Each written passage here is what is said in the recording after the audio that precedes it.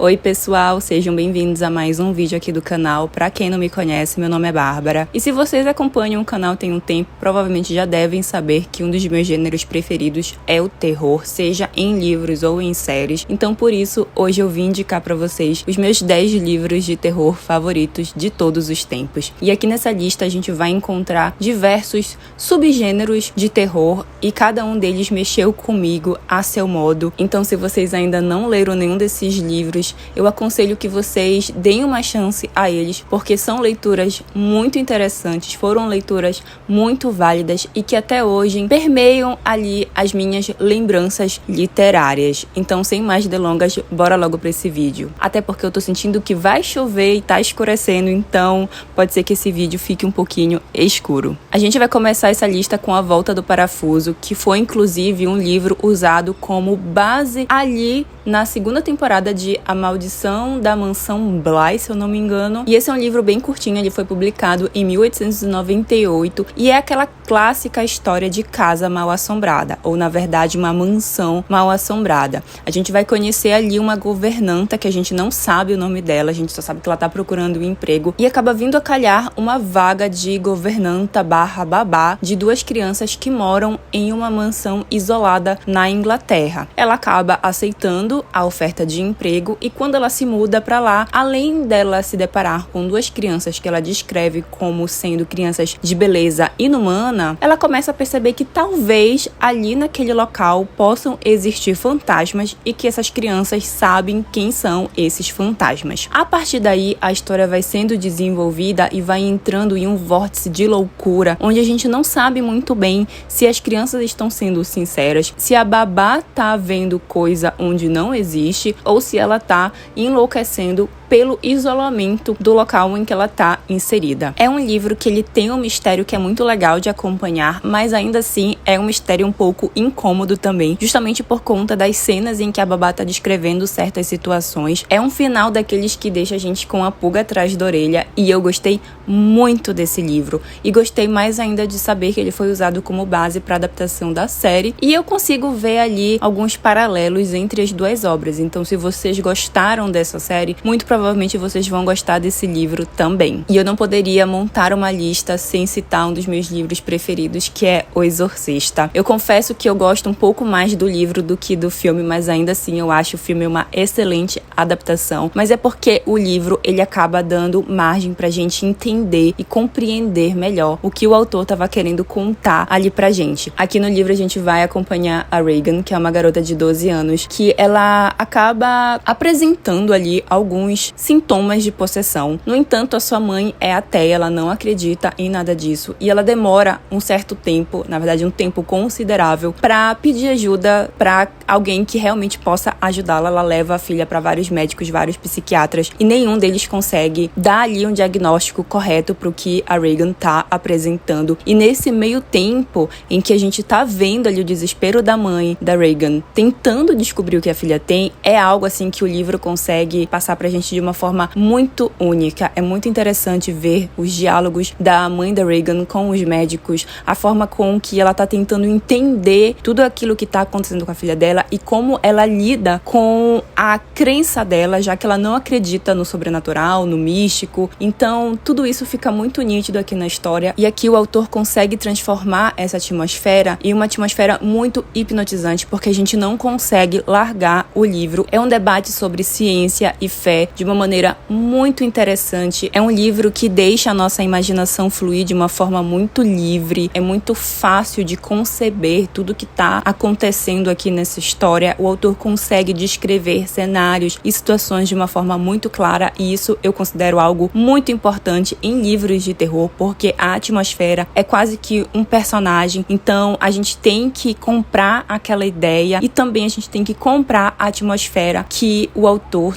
tá montando ali pra gente. Então, por isso, esse livro aqui, sem dúvida, é uma excelente indicação pra quem gosta de livros de terror, porque assim como A Volta no Parafuso, ele também tem uma atmosfera ali bem sobrenatural e, óbvio, também por conta de toda a temática, né? Onde a religião e a ciência estão tendo um embate muito óbvio. Recomendo pra caramba esse livro aqui. Um dos meus livros preferidos do Stephen King não poderia ficar de fora dessa lista. Carrie, a Estranha, foi uma das leituras que eu fiz no ano de 2022 e foi uma das leituras que mais me marcou. É uma história muito triste, mas também é uma história que a gente não consegue abandonar. Em Carrie, a Estranha, a gente vai acompanhar a adolescente Carrie, que vive ali uma cidade no interior dos Estados Unidos que é relativamente conservadora, mas ainda por cima ela convive com uma mãe que é uma fanática religiosa e que acaba podando muito do convívio da Carrie com as outras pessoas. A Carrie, ela acaba sendo vista como a garota estranha e de trejeitos um pouco fora do comum. No entanto, o que poucas pessoas sabem é que a Carrie apresenta ali alguns poderes sobrenaturais, algo que a mãe dela abomina, e isso acaba deixando a Carrie ainda mais introspectiva. E todos esses eventos relacionados a Carrie acabam culminando no fatídico dia do baile de formatura, onde uma tragédia acontece. E aí eu não vou entrar muito em detalhes, apesar do filme já ser bem conhecido. Eu acredito que muitos de vocês já saibam e conheçam o plot principal dessa obra. No entanto, eu acredito que é um livro que vale muito a pena ler, porque a gente consegue compreender melhor toda aquela cidade e toda a situação que a Carrie tá vivendo. A gente consegue compreender um pouco mais da personagem. A gente vê que ela não consegue se libertar daquelas amarras, mesmo que ela queira. A cidade em que ela tá inserida não permite que ela faça isso. Então, ao mesmo tempo que é uma história de terror, um terror mais sobrenatural, assim, é um terror muito humano, muito mundano, né? Um terror que a gente vê que a própria cidade tá oprimindo aquela garota de tal maneira que ela não consegue ter forças pra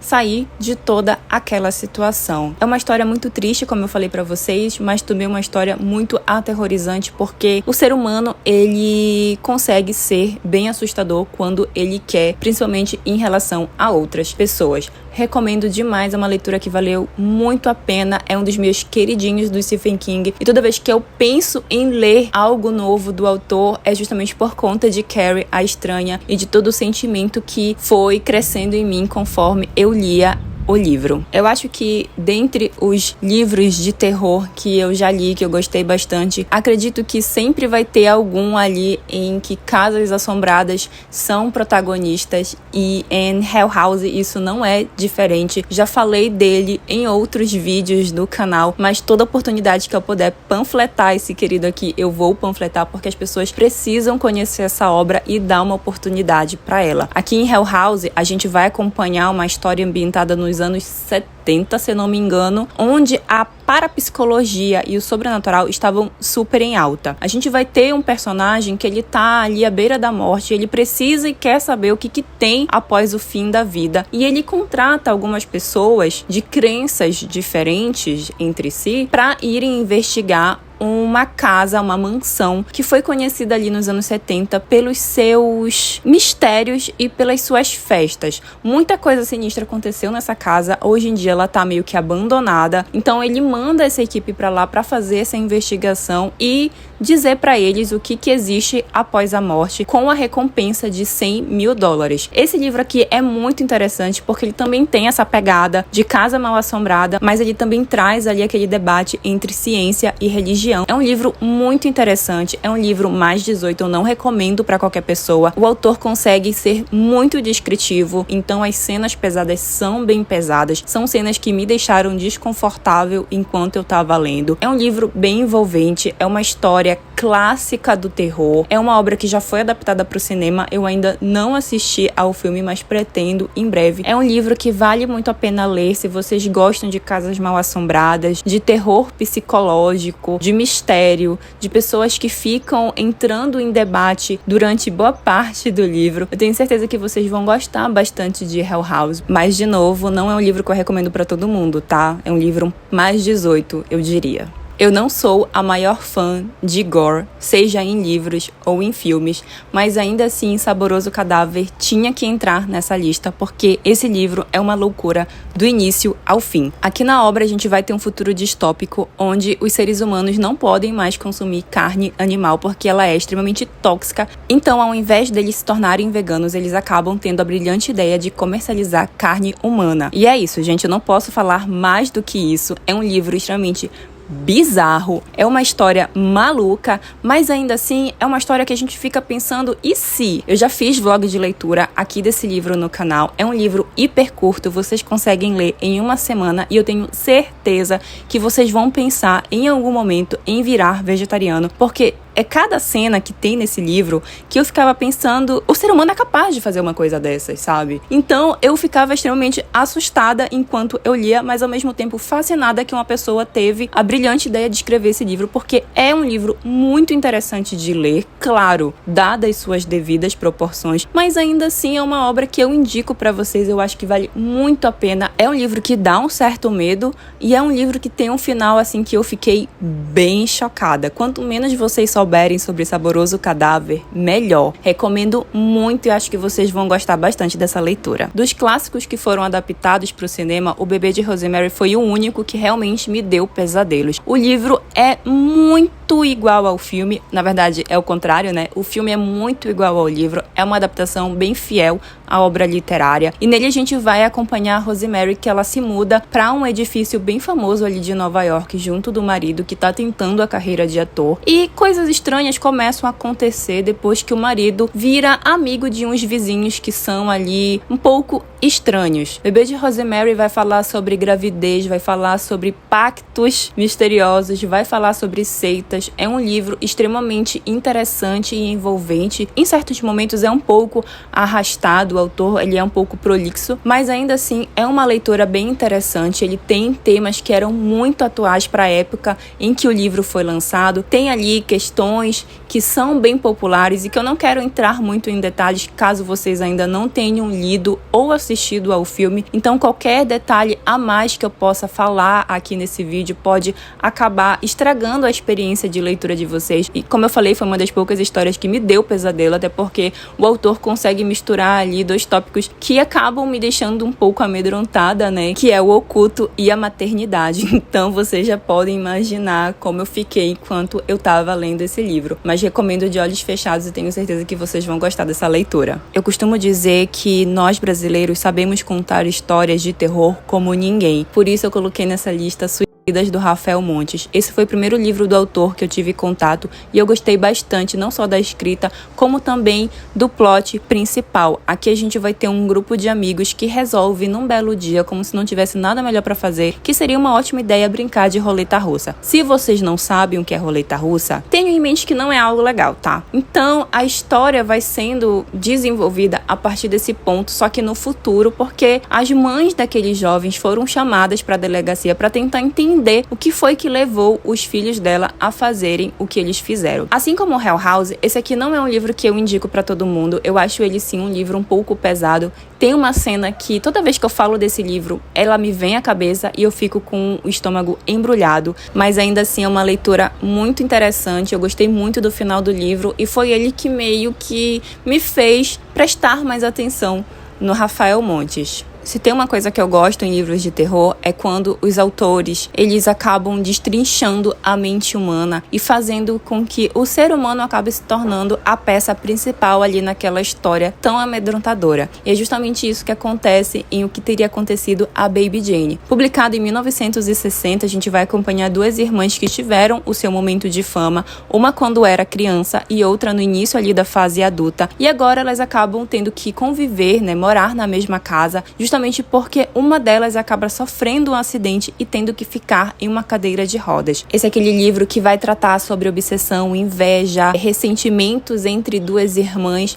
É um livro bem interessante, ele já foi adaptado para o cinema, inclusive, e é uma obra que me fez ficar muito angustiada enquanto eu estava lendo, porque não tem nada de sobrenatural nela, são apenas duas irmãs que estão presas ali numa casa e que elas têm que conviver, uma porque ela não consegue se locomover e outra porque ela é tão obcecada pela irmã, ela tem tanta inveja da irmã que ela não consegue nem, vamos dizer assim, se livrar daquela dependência emocional que existe ali entre as duas. Tenho minhas ressalvas com o final dessa obra, mas ainda assim é um livro que foi me deixando muito angustiada conforme eu ia lendo, principalmente quando eu fui percebendo como a mente daquelas duas personagens estava se deteriorando justamente por conta dessa relação que existia entre as duas. E essa lista não seria minha se não tivesse aqui um livro sobre psicopatia infantil. Menina Má é um livro que eu gostei bastante. Na época que eu li, eu não curti tanto assim, mas conforme o tempo foi passando e eu fui pensando melhor, eu fui vendo que eu mais gostei do que desgostei, principalmente porque aqui a gente vai ter aquele clássico do cinema, onde temos uma criança psicopata que faz e desfaz, tem um adulto que sabe o que está acontecendo, mas que ninguém acredita nele. Menina Má foi um livro que, quando ele foi lançado, ele foi completamente disruptivo, ele chocou, ele deixou as pessoas abismadas, porque até então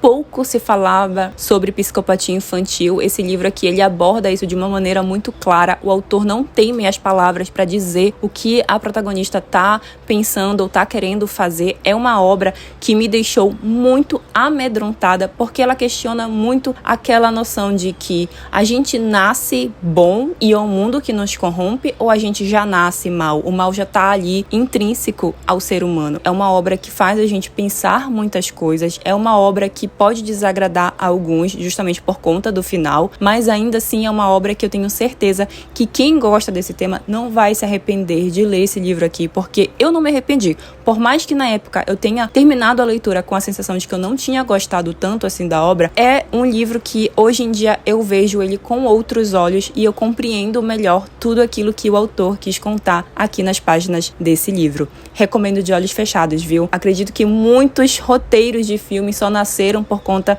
desse livro aqui. E eu vou finalizar esse livro com um roubinho. Não é bem um livro que eu vou indicar pra vocês, mas sim um conto do Edgar Allan Poe, que é um dos meus contos preferidos, que é O Coração Delator. Esse conto, gente, é um dos poucos que ainda ficam rondando a minha mente vez ou outra. E aqui nesse conto a gente vai ter um protagonista que ele acaba cometendo um crime contra um senhor que mora na mesma casa dele, porque ele fica obcecado com um olho de vidro que aquele senhorzinho tem. Então, a partir desse ponto que o Edgar Allan Poe vai desenvolver sua história, eu não vou entrar em detalhes, porque, como eu disse, é um conto, então ele é bem curtinho. Vocês conseguem, inclusive, achar ele na internet muito facilmente para ler. É um dos meus preferidos. É um conto que fala sobre a mente humana, sobre a loucura. Se a gente der brecha, ela pode aparecer. É uma obra maravilhosa e é um dos poucos contos que me deixaram arrepiada conforme eu fui lendo. Recomendo, vale muito a pena e eu tenho certeza que vocês não vão se arrepender de ler esse conto também. Mas é isso, gente. Eu espero que vocês tenham gostado do vídeo. Se vocês tiverem indicações literárias de terror, deixem aqui nos comentários. Eu vou adorar saber a indicação de vocês. E se é a primeira vez de vocês aqui no canal, não se esqueçam de se inscrever e de curtir o vídeo. Assim o YouTube entende que vocês gostam desse conteúdo.